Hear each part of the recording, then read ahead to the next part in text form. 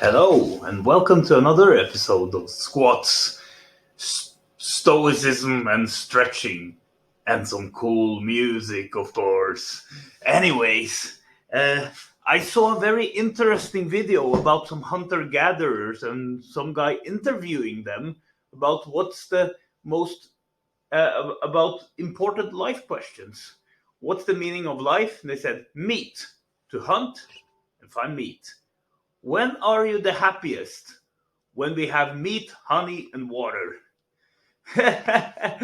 Well, what happens when you die? We take them deep inside a cave, dig them in a hole, and leave. So it was like they were very stoic, actually, because they just accepted what was in front of them. And also the fact that they're grateful for food, because people think about so many things these days. We think about having that cushy job, having that nice house, having your ideal partner, having that nice car. And if we don't succeed getting any of that, we're failures. I've been struggling with that too. Like, but so I think a lot of the modern lifestyle have actually corrupted the human spirit. It's like Norway. It's a very wealthy country. We have a very good standard of living here. But man, we have so many depressed people here. So it's not necessarily the standard of wealth that makes people happy or miserable. It's how we look at life and how we have been programmed to view life. We need to break free. There's nothing wrong with having a nice house. There's nothing wrong with having a nice car. There's nothing wrong with the conveniences of modern life. But being attached to them and having some kind of pressure of where you stand in the social system, it makes people depressed. There is a lot of competition for the top, and people work endless hours, work themselves into being very miserable people. They're trying to get ahead in a hierarchy that is not very natural for us humans. I admire hunters and gatherers. I wish I lived more like them.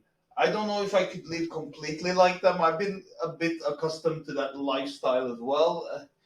But I would want something in between. My dream house is to live in a cabin in the woods and do a little bit of hunting and gathering, but also having some of the modern conveniences, you know. So, yeah, that's my dream. Uh, but I would like to have less modern conveniences, actually. I would like to live more in tune with nature. Anyway, it's time to lift and put on some cool music. My choice of cool music for the day, since we're in the romantic era, I want to listen to some chill piano music again, even though it's not late at night or anything. But this is a piece that that I want to start practicing, because I got to know someone who plays piano, a young woman who's very interested in classical music, and she wants someone to play piano with her. And this piece is made for two pianos. And uh, I just commented on that because I really liked the music, the composer she mentioned. Now she asked me if I want to play with her, but I don't think I'm at that skill level. But I can try, because listening to it repeatedly makes me more familiar with the piece as well. So I can cheat a little bit if there are some complex rhythms I can't read. And to illustrate gratefulness for food, I'm gonna have a little bit of a snack before I work out. A healthy snack and an interesting snack indeed. I done that on the first video as well. I'm gonna have a grasshopper and dip it in honey. Or it's called a locust. A locust is a migratory grasshopper. It's the grasshoppers that migrate and fly and destroy crops. But they should catch the grasshoppers because they're also food. If the crops are ruined, eat the locusts. And it's good. It's like, yeah, healthy food. Healthy, tasty food. And I'm grateful for having healthy, tasty food in my home. But I should not eat too many of the grasshoppers because, weirdly enough, in Norway, grasshoppers are not common. So it's like I'm ordering them off the internet and they cost me a lot of money. That's strange, right? It's still more expensive than beef, you know. But time to listen to some Debussy and lift then. Petite suites. Okay, let's lift.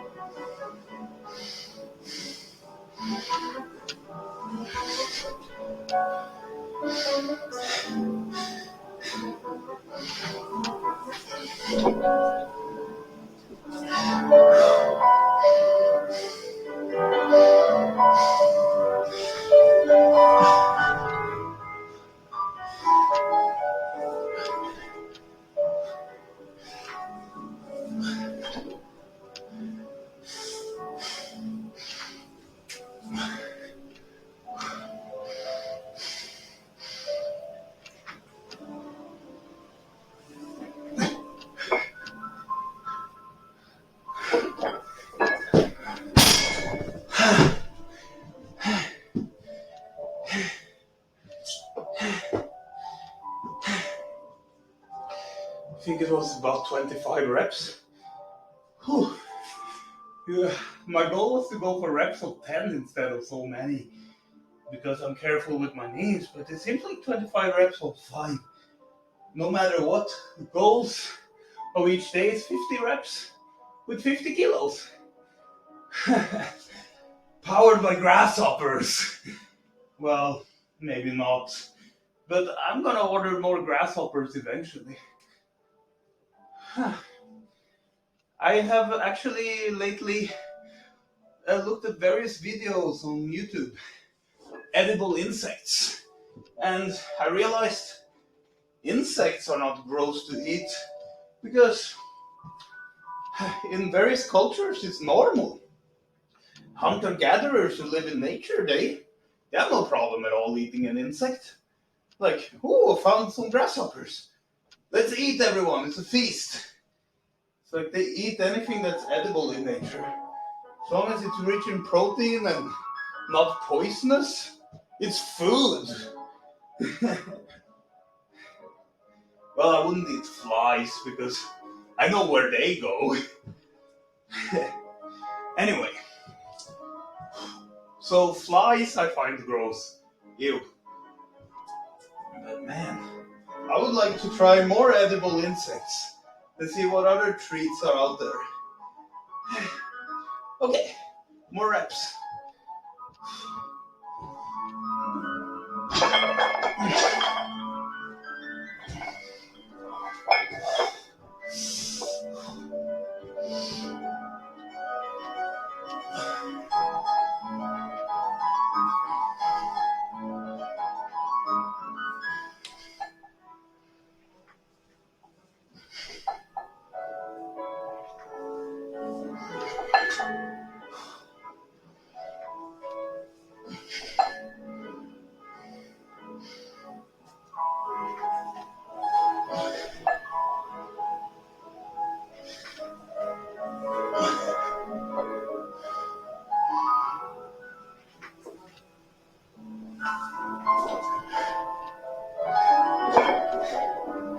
15 reps. I got to 40. I'm gonna do some calf raises afterwards.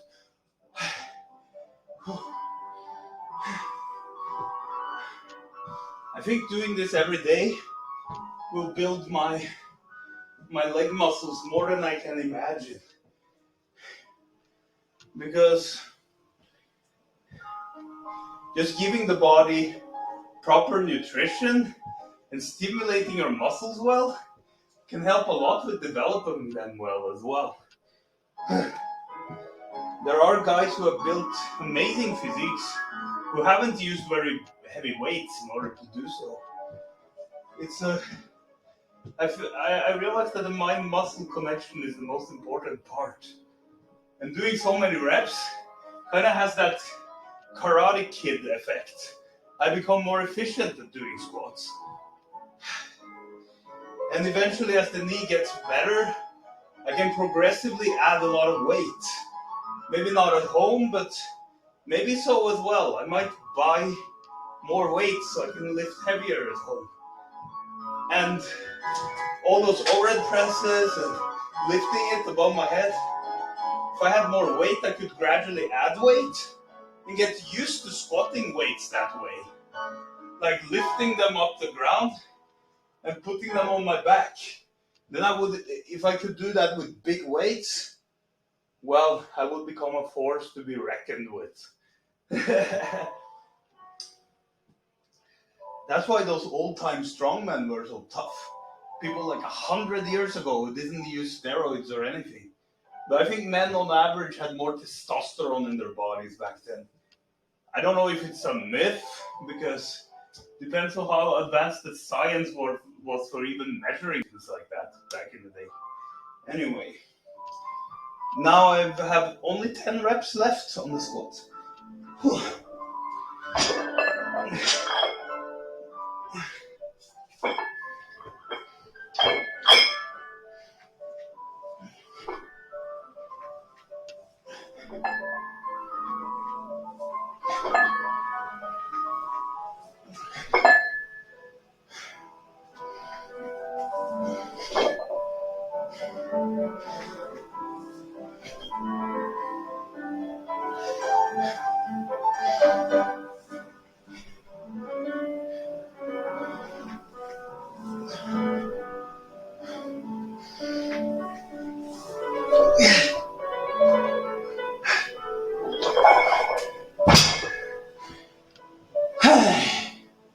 Good. Let's put the camera on the ground and take off my knee protectors. Yeah. Kind of knocks your ego down a couple of notches when you have to wear knee protectors in order to lift 50 kilos. But I don't care. I lift for my health, not to show off.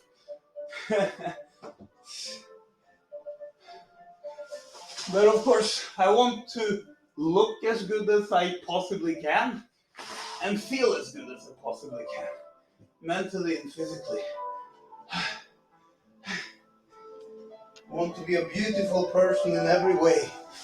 That's my idea. That's why stoicism and lifting is so important to me. Stoicism makes my personality beautiful. Lifting makes my body beautiful.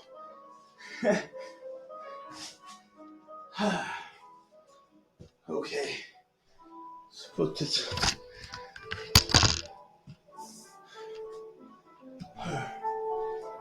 Okay, time to calf raise then.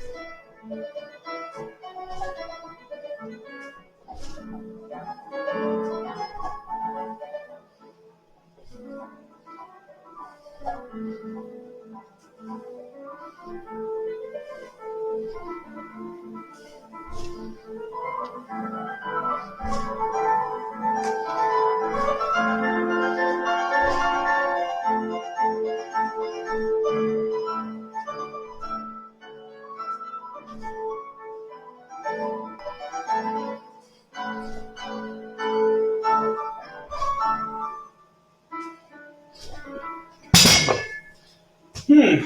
I think Debussy is actually surprisingly good workout music. There is some energeticness to the lively music played by two pianos.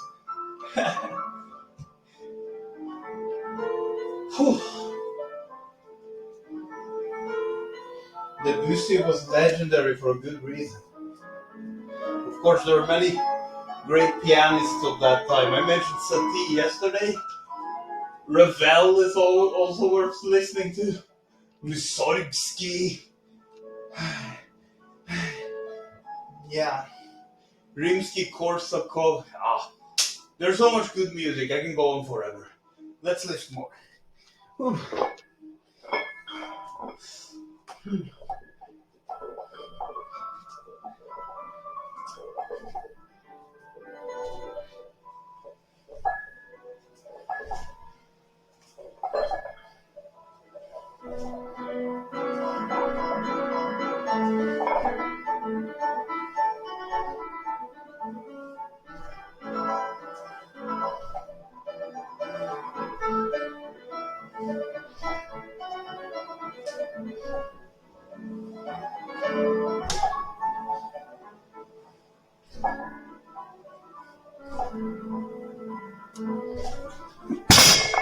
Oh, the only problem with doing it this way is because I lose a lot of balance lifting this way.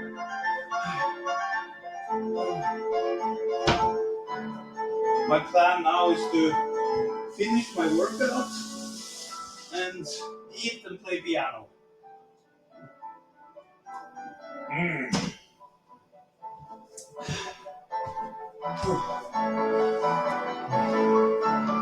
But I do favor some types of music more than others as workout music.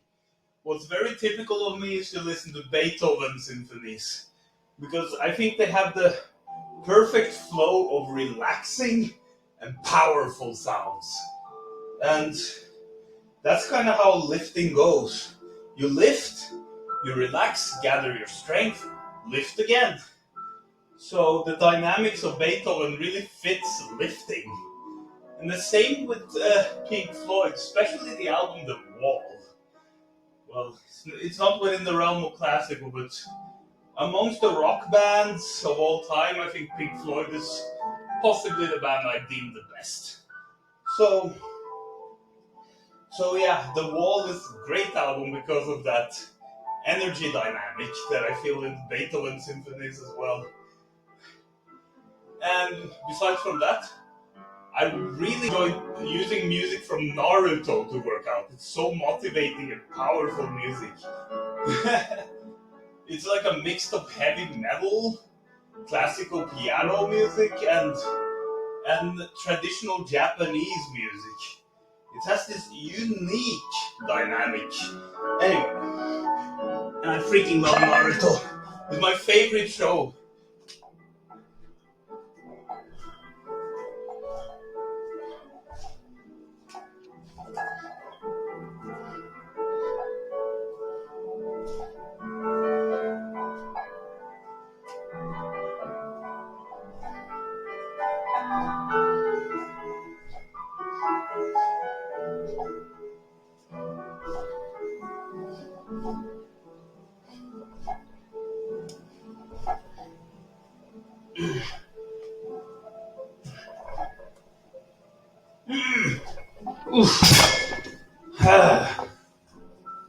Some angles really complement my legs, while others do not. Others make me think that I don't train legs at all. But I've always been enthusiastic about training legs, even though it's not my main genetic strength. My upper body responds a lot quicker to lifting than my legs. And because of my last year's injury, my lifting capacity on leg movements have been quite limited for a while. So it's been hard to build strength and size. But I have already done that because last year my pants were falling off. Now I fit into the same pants. So my work has yielded some results, and I'm grateful for that. Okay.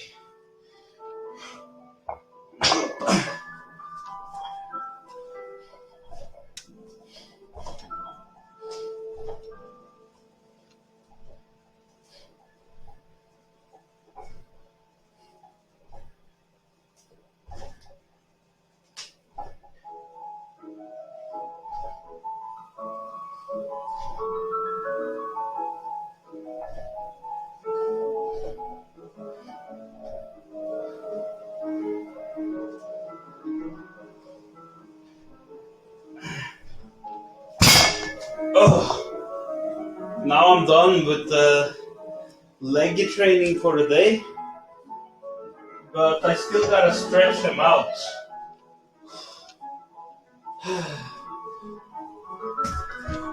Ooh,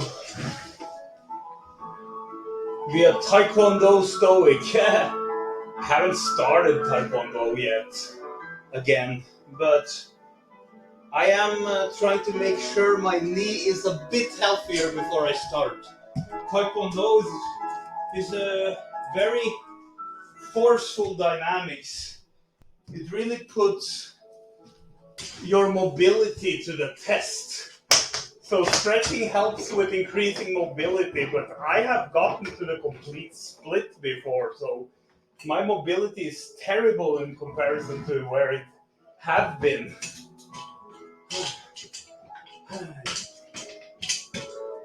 But we always live in the present moment, and we cannot complain about things we don't possess at the moment. You just have to take one step at a time and value that I get to train. I get to develop my body. I have the time and privilege to do so. It's a luxury to be able to train and develop and improve your body. It's something that should be celebrated. So I do. I'm very happy about getting to train.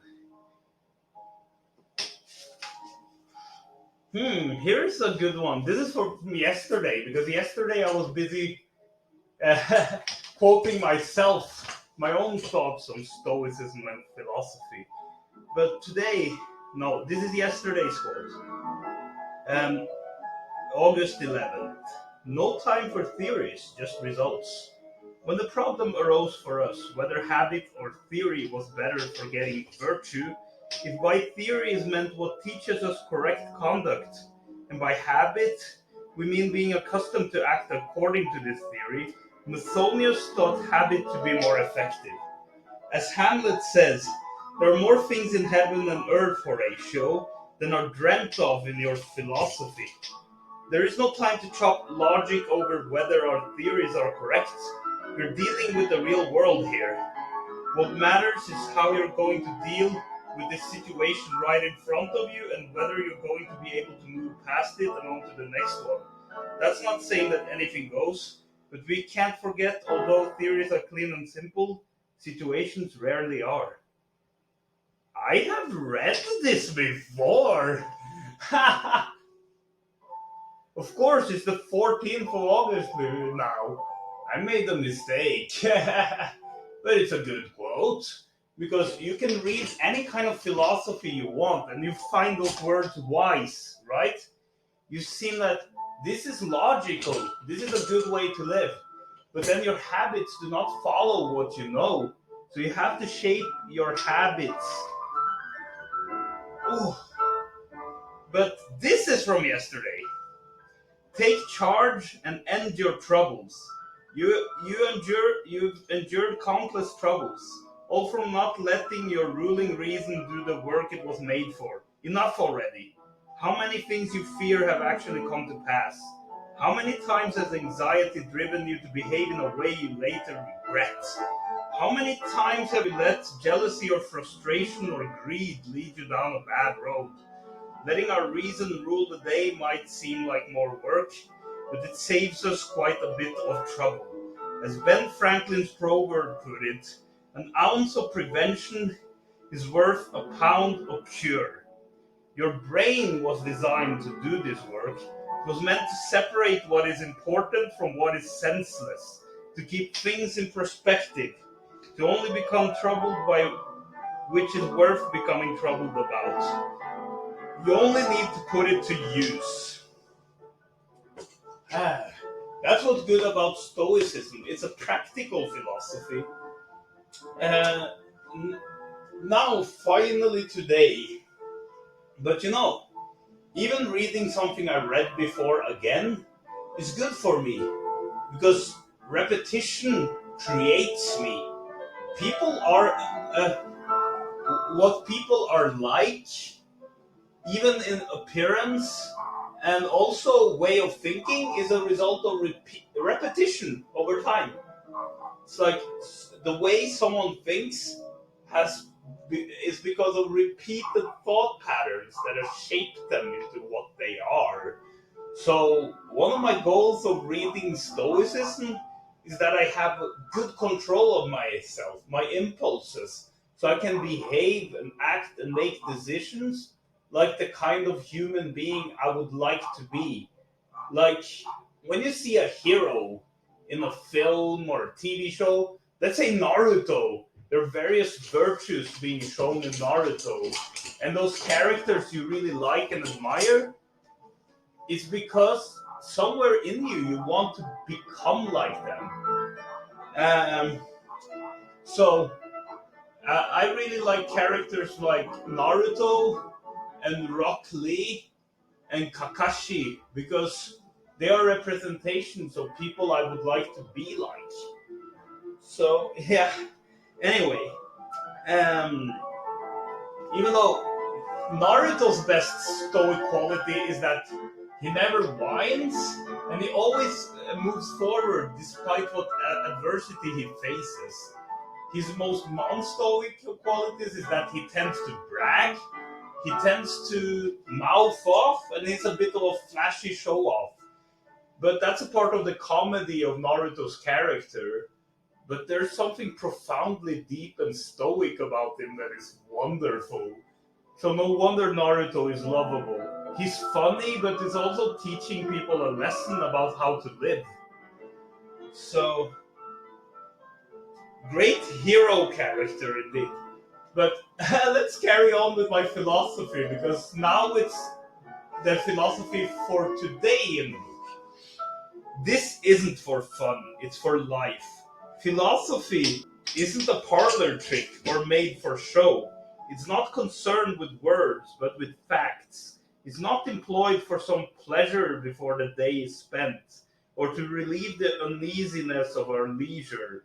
It shapes and builds up the soul. It gives order to life, guides action, shows what should and shouldn't be done. It sits at the rudder steering of our course as we vacillate in uncertainties. Without it, no one can live without fear or free from care. Countless things happen every hour that require advice, and such advice is to be sought out in philosophy. Seneca, moral letters. There is a story about Cato the Elder, whose great grandson Cato the Younger became a towering figure in Roman life. One day Cato witnessed a fine oration from the Carneades, a skeptic philosopher who waxed poetically on the importance. Yet the next day Cato found Carneades arguing passionately about the problems with justice, that it was merely a device invented by society to create order. Cato was aghast at this kind of philosopher, who treated such a precious topic like a debate where one would argue both sides of an issue purely for show. What on earth was the point? And so he lobbied the Senate to have Carneades sent back to Athens, where he could no longer corrupt the Roman youth with his rhetorical tricks. To a Stoic, the idea of idly discussing some issue, of believing or arguing two contradictory ideas, is an absurd waste of time, energy, and belief. As Seneca said, philosophy is not a fun trick, it's for use, for life. Yes, aha! Ah, it does make my leisure time better. It adds an element to developing my body as well as I develop my mind. And It also gives me this great, like, ancient Greek or Roman feeling, because they were really obsessed with muscles and athleticism as well as philosophy. So their way of thinking appeals to me. And on that note, stay buff and have a wonderful day.